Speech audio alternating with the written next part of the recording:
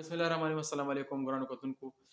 یو وړوکی غونډې کلیپ تاسو سره د شریکوم د هوایي فیرنګ حوالې سره.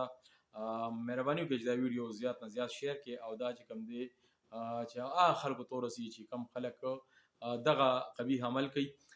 زما زیات تر چې کوم دی د علاقې علما کرام مشران دې ټولو ته خواست دی چې مهرباني وکړئ په جوماتونو کې ستاسو په جمعو کې چې کوم دی تاسو باقاعده وختاً په وختاً دا په خپل چې کوم مقتدیان دي دوی ته او دوی په ذریعه باندې خپل علاقه کې دا خبر پیلو کړي چې یاره د هوایي فیرنګ نه اجتناب وکړي. د هوایي فیرنګ چې کوم دی دا یو قبیح عمل دی. د دې د وجې چې کوم دی ډېر ماشومان ډېر انسانان چې کوم دی د دوی ضایع شو او ښکلي ښکلي ځوانان ته چې کوم دی لاړل د دنیا نه.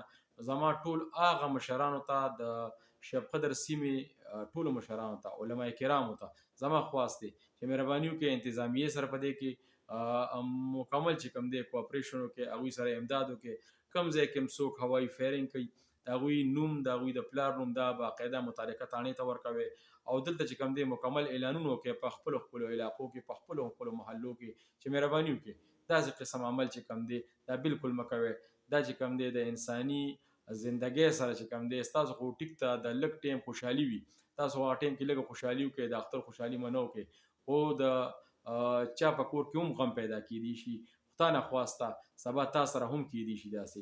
نو مهرباني کوئ د هوایي فیرنګ نه چې کوم دی مکمل بایکاټ وکړئ. زما د ټول د شب قدر سیمې عوامو ته دا ریکویسټ دی او خواست دی چې مهرباني وکړئ د هوایي فیرنګ نه مکمل بایکاټ وکړئ. ډېره مننه.